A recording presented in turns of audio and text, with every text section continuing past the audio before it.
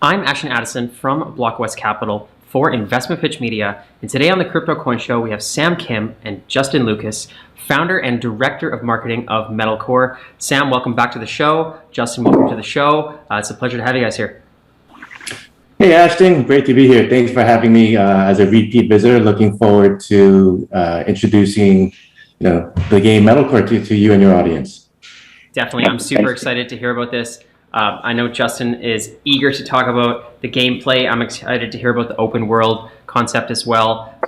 Maybe, Sam, you could just give us a quick pitch on exactly how you would describe MetalCore to start, and then we'll jump into all of those details.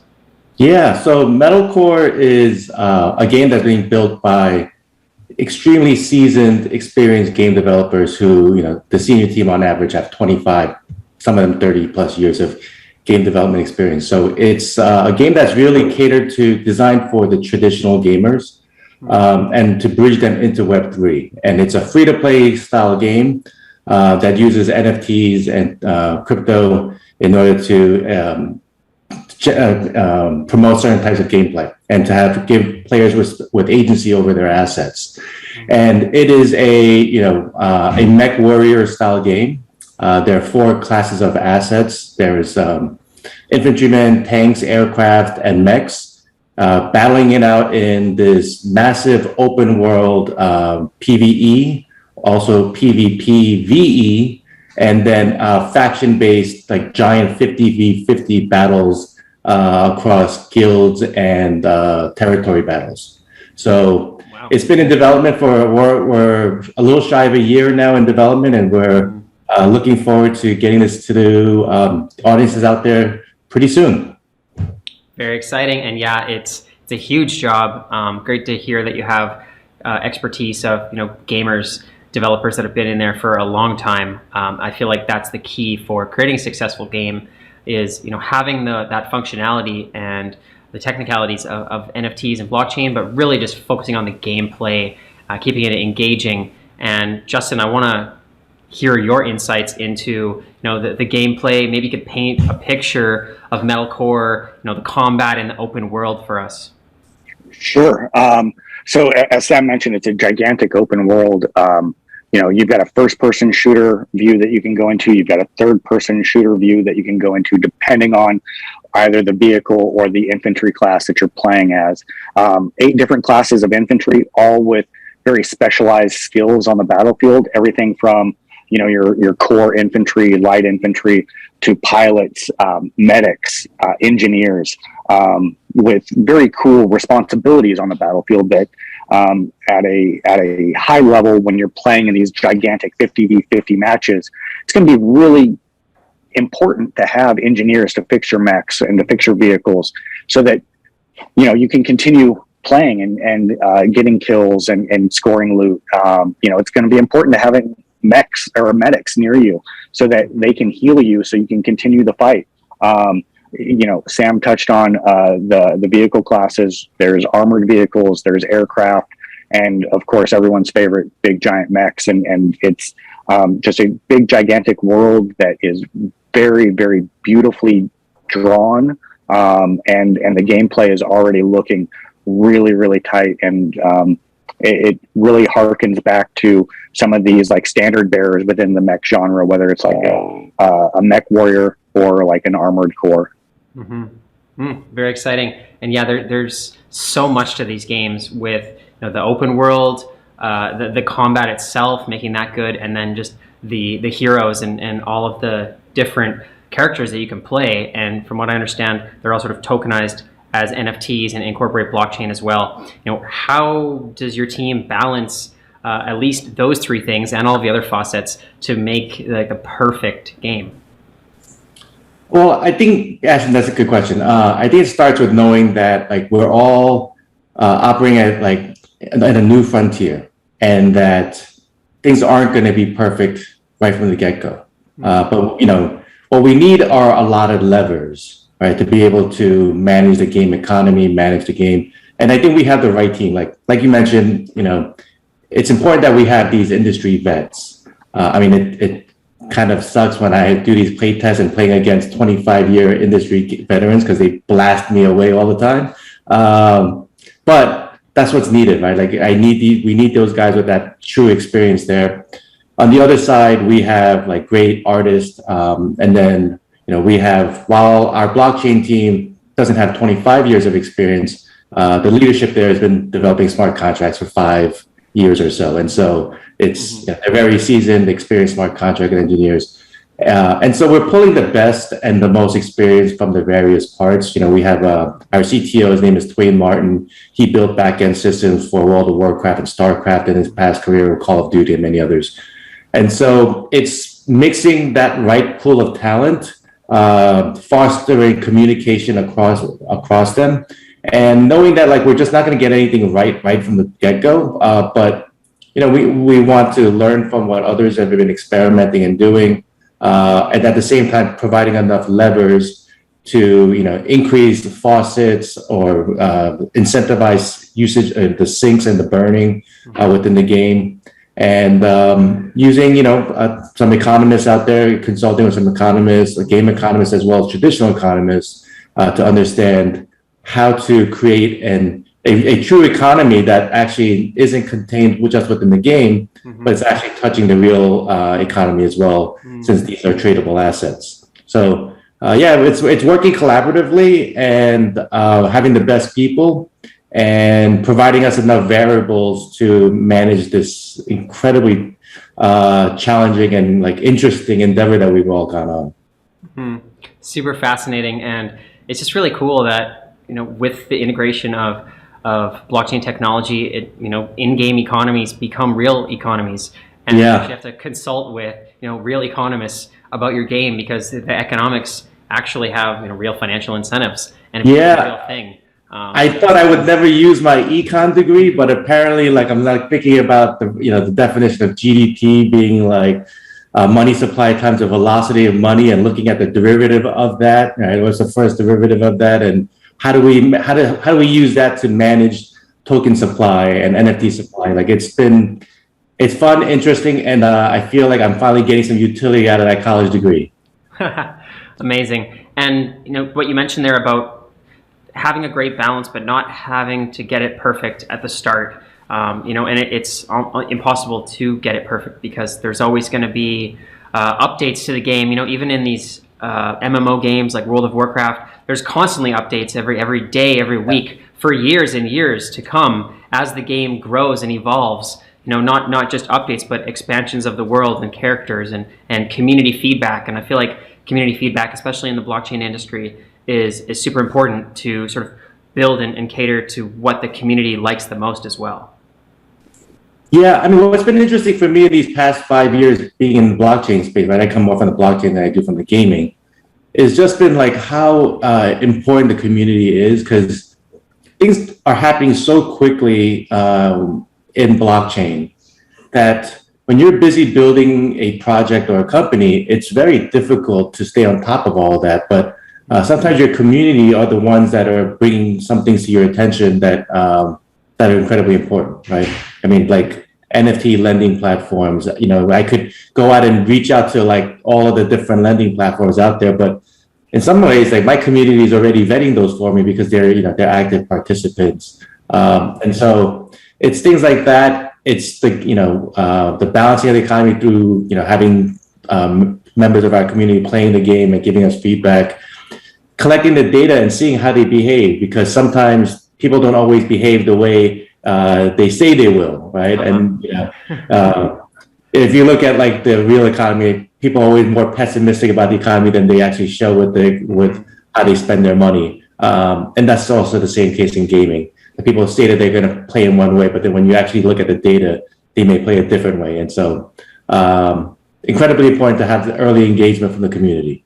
Definitely. Yeah, for sure. Coming from the console gaming side, like community is so incredibly important. It's without the fans, we really are nothing. And so we listen, we interact, we poll, and then we talk internally and we try and find the best path forward with what they want to see. Mm-hmm. Mm-hmm. Great to hear. And this is such a big project that you really have to sort of get feedback from from the community on the way as well. And I'm really excited to see, the game, be able to play it. And I know that the first step, and I've seen in the recent news, is about the infantry NFTs and sort of the heroes of the game. What can you say about where you guys are at right now with the infantry NFTs? Justin, you want to take that one? I would love to. So I think the news is out. The whitelist is on the 27th. We this goes back to the community question. We talked to the fans. We heard from them. We listened, and we decided to make the infantry a free mint. This is going to give us an opportunity to get everyone getting an NFT, really rewarding the fans for being there on this path with us. And it's just really super exciting to do something like this for the community. Wow. Incredible. Free mint of the infantry. That's relief for people to hear, because I feel like a lot of people are, just with NFT conditions, a lot of people are investing to speculate, and some people just want to play the game. And there's sort of play to earn games, and then there's like pay to earn games. And to be able to get involved in the game early on, without having to buy your way to the top, I feel like is a great start. And people that get in on this, not only are they getting that, it was really important for us to try and find a way to have the NFTs have almost immediate utility. And so one of the ways that we figured out how to do this is all these NFT owners are going to be in our open world alpha. And so they're going to have that immediate utility of being able to play the game. And as to like Sam's point, give us that feedback to allow us to balance this game. So as we get closer to launch, and as we do, like what you mentioned, like this live ops of constant updates, we'll be able to get that feedback quicker and earlier to make a much better game as we get further and further along in the development process. Very cool. And what is the best way in terms of that infantry drop to make sure people don't miss it? Is it one of those things that's going to sell out right away, or be limited capacity? And like, how can people learn about that? So go ahead, Sam. I was going to the best way to learn about anything to do with MetalCore, follow us on Twitter at Play MetalCore, and join our Discord. That's where you're going to get the news first. We always make sure the community is well aware of everything that we're doing. There's going to be so many opportunities over the next 6 days to get whitelisted. So that's going to be the biggest thing, is follow us on Twitter, follow us on Discord. And then we'll get to see you out on the battlefield, and you'll get to shoot at Sam like the rest of us. Amazing. And Sam, I'm curious on developing up the gameplay, and we spoke a little bit about economics. And there's been in the GameFi industry sort of procuring the perfect play to earn versus pay to earn. With these NFTs, are people able to earn other NFTs in the game, or how will they play to earn, or how will they pay to earn? Yeah, all of those earning kind of terms these days are a little confusing, but at the core of our game, it is a free-to-play game, and so we're trying to we want to appeal to the traditional gaming market and make it as accessible as possible. So you can play the game with or without an NFT, right? You can just create an email-based account. You don't need to have a wallet. You can go roam the open world, complete quests, battle it out against people that are also in the world, play in co-op mode with some of your friends. You can do all of that without having anything to do with blockchain at all. Now, we're obviously going to try to educate the player and incentivize them to kind of learn and engage in the more richer and fuller experience that are possible with the NFTs and the use of tokens. As an example, like if you're roaming the open world and you end up crafting a low-level vehicle, we might ask you, like, would you like to sell it? There's an offer out there to buy that low-level vehicle for $1. At that point, like a player might say, well, let me learn what this is all about, right? Like it might pick your interest and kind of move you down that funnel. And then that's how we kind of want to educate people, right? Through incentives but at the base, like you gotta love the game, you gotta have fun with the game, and you want to progress in the game and engage with your friends, your community mates within the game, and that's at the core of the game. Second, if you do want to get involved in some of these earning aspects of the game or the rewarding aspects, while there will be some elements of that within the PvE, like open world portion, most of that will happen in the territory/faction battles, the 50v50, and it might be myself and my friends who form a guild. In our game, we call it a barony, and we might go decide that like we're such good gamers that even though we're undercapitalized, like we can take on YGG and beat them. And so like that's where the kind of the earning aspects come into play. It's in that 50v50 mode. Okay, very cool. I like that approach. And I do like the fact that you can just use your email. You don't need to learn about it. But the people that actually like the game and are playing it will see that, hey, you're actually able to earn. And that was one of the things I feel like me and a lot of the gamers, 10 years back, before crypto, that we're all playing games. We spent so many hours of our life playing and never really came away with anything at the end. And we probably should have been looking at Bitcoin instead of playing games because we didn't get anything out of it. But now that they're sort of combined, I feel like it's a huge incentive, not just for already people that have been playing games and not getting anything, but people that are also looking for something to do and not waste time. Yeah, I mean, just think about the inventory that you accumulate in some of these games, and you may have spent money or time or energy getting access to the various stuff in your inventory.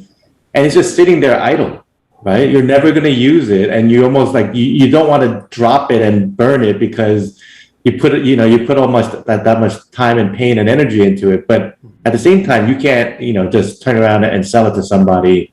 And so those are some basic elements. Or you may want to just rent it out to somebody, right? Like my executive producer Jonathan likes to say, like, I have more money, my son has more time. And so I want to buy a vehicle and why don't I just rent it out to my son and let him, upgrade it for me, and we can do some sort of split. Like those are the ways that you can have, different engagement opportunities when you use NFTs and crypto. Very cool. And yeah, I really like how, this economy sort of allows people to work together, and, in how the actual economy do what you can do best and then trade your value for somebody else's value, and in the end there's a synergistic effect that everyone wins. Absolutely, that's the goal. Very cool. And you mentioned, Justin, about the alpha, that the NFTs could be used in the alpha. Is that live right now, or what is the timeline on that? And do people have to have the NFTs in this whitelist? If they don't get the whitelist, they're not able to use the alpha. Maybe you can talk more about the more up and coming gameplay. Sure. So the whitelist is on the 27th. The public sale is on the 28th. Everyone that has an NFT will be able to get into that open world alpha to start. As we move through the development process, we're going to want to bring in more and more and more players in there just to make sure that the sinks and faucets are tuned properly, see how people use the in-game economy, see how even down to like how the maps are played, how the weapons are balanced, all of that stuff. So we'll be opening it up to more and more players that might not necessarily own NFTs as well, and get them in there as well, and get them to see the free-to-play experience. Yeah, Ashton, so for those of your audience members, if any of you guys are going to be at PAX West, come on over to our booth. We have an incredible booth that's going to be set up and give you opportunities to play the game, whether you are an NFT holder or not. There will also be subsequent NFT drops, approximately 1 month apart. So we expect a second drop at the end of August, and then September and October. And so there'll be the additional ways for you guys to get access to that open world alpha, which, shortly, sometime after PAX West, we will start the open world alpha for all the NFT holders. Amazing. Very exciting. And you mentioned that if you want to try to get access to the whitelist, is the best way through the Twitter? Yeah, join us follow us on Twitter, join our Discord, and you'll see all the different opportunities to get a whitelist spot. We have little mini games within Discord that allows you to get access to the whitelist spots. We do giveaways pretty frequently, whether it's with other community AMAs that we do or through other communities that we're partnered with. So lots of opportunities. If you want to come learn, just join follow us on Twitter and join us at Discord, and we'll give you all the different ways you can get the whitelist. Sounds great, Sam, and thank you, Justin. I will leave those links as well for the Twitter and the Discord for MetalCore in the description box below to make it easy for the viewers.